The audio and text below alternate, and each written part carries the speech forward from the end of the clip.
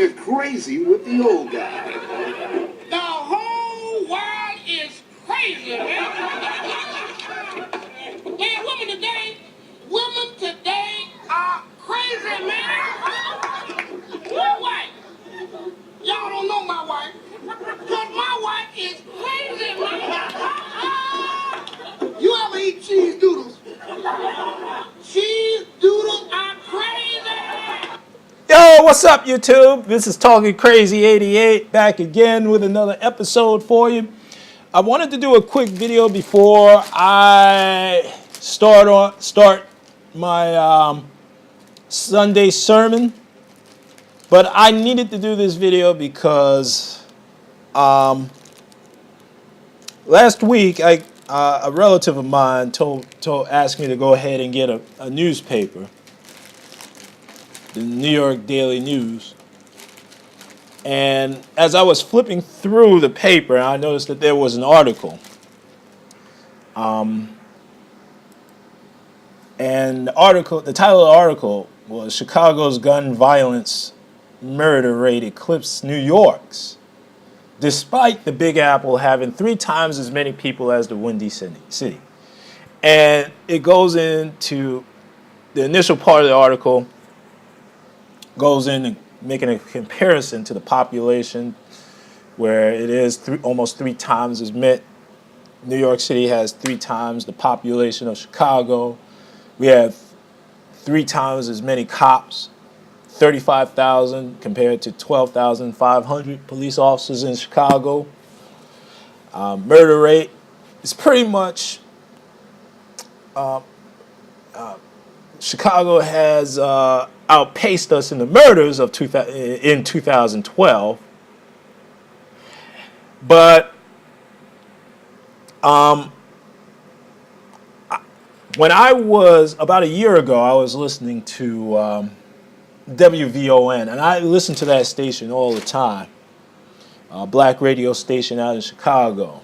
And particularly my favorite show was Charles Butler show, The Other Side with Charles Butler. And even though he's a conservative, he's a hard-nosed conservative, black conservative, but I may not like the guy. I don't particularly like the guy, but he brings up a whole lot of facts that cannot be disputed. So you can't get emotional with somebody that's bringing up facts, factual evidence that are true. You can't dispute. And that's the problem with black folks today. We always want to be emotional about the truth. Somebody telling you the truth. Somebody telling you that,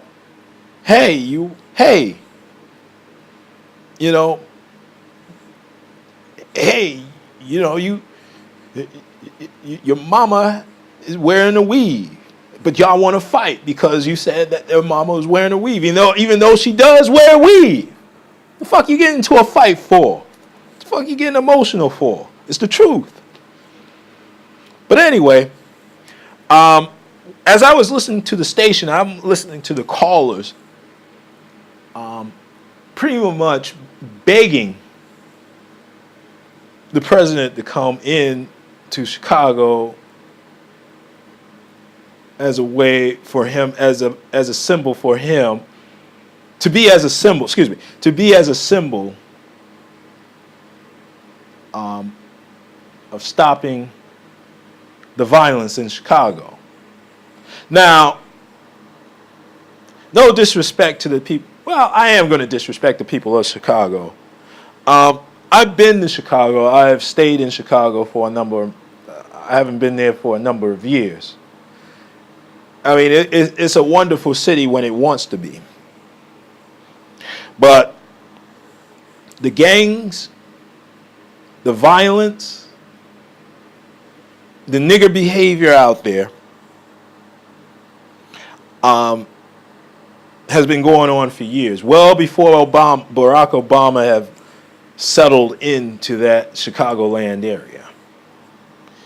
Matter of fact, he was I think he was a U.S. senator in the district of he was the U.S. Illinois state senator. I mean, come on, people.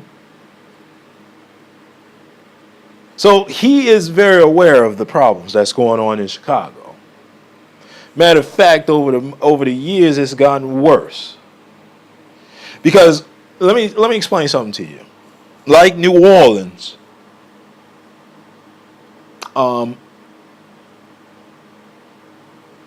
there's been a lot of corruption in the government. Corruption among the police department. Police department, the government allow the gang culture to foster. It's always been a land of gangs and gangsters. The only solution to this problem is that the National Guard comes in and restores order. Now, when I'm reading this article, President Obama, the people of Chicago President Obama came into Chicago to do a speech at one of the local high schools. He fulfilled the wishes of the people who begged this man to come in to try to dispel the violence in Chicago, which didn't happen for a few other people, because as I was reading the article, there was a young lady who was an honor student, right? And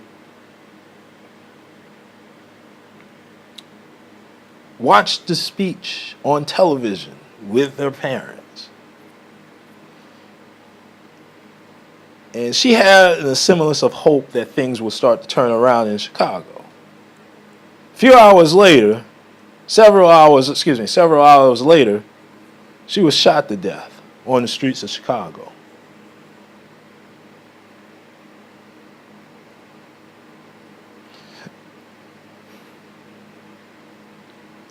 President Obama is not your savior, black folks. He's not your savior. The problem in Chicago is due to corruption.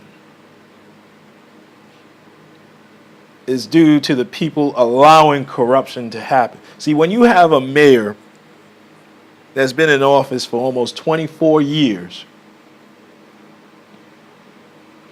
and you have a father, the son of a mayor, who's been in office for almost the same amount of time,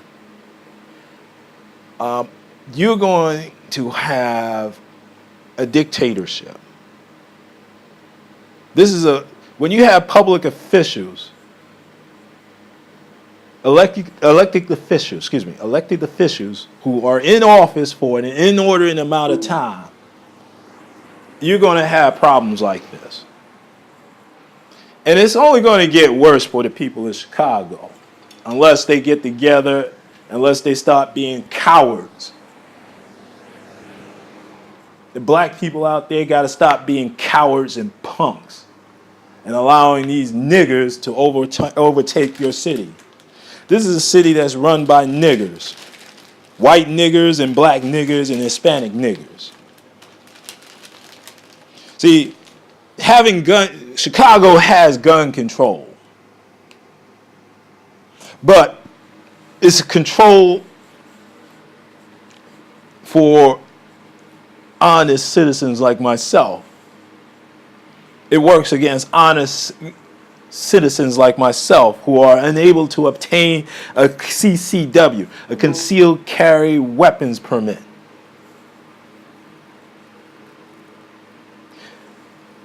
Now, the Chicago police won't respond to any certain amount of low-level calls, such as break-ins, simple robberies. They had a list of it, but it is ridiculous. The police are not going to be able to help you on this one. I'm sorry to tell you this. Barack Obama, he came in, there's nothing he can do. I mean, he'll tell you, he'll just kick it back down to the local level. The local officials should be able to take care of this problem.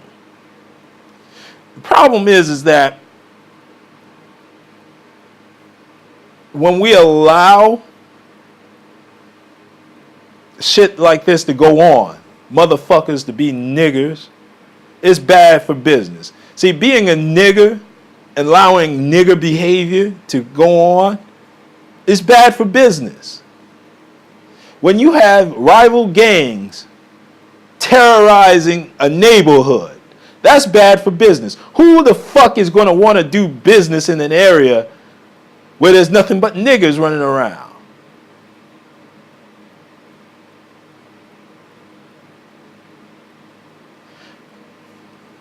When you have neighborhoods that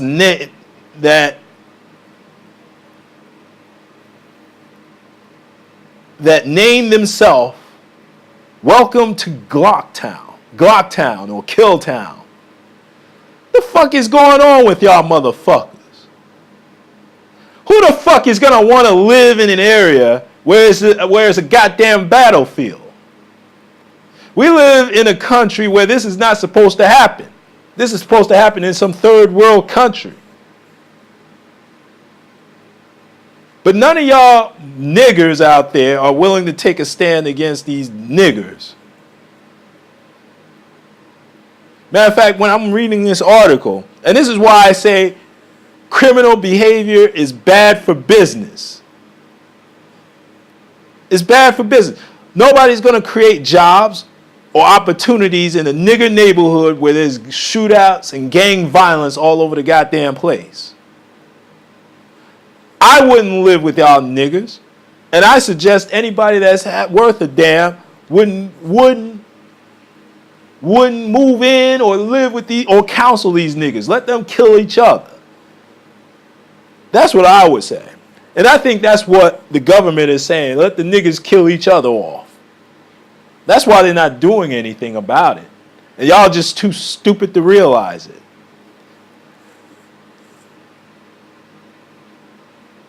See, I'm going to cut this video short because I got to work on my sermon for the day. Y'all motherfuckers out there in Chicago got me started today. So I might do the sermon right after this video, people. Well, listen. I'm going to leave you with these last words from Booker T. Washington. Cast down your buckets where you are.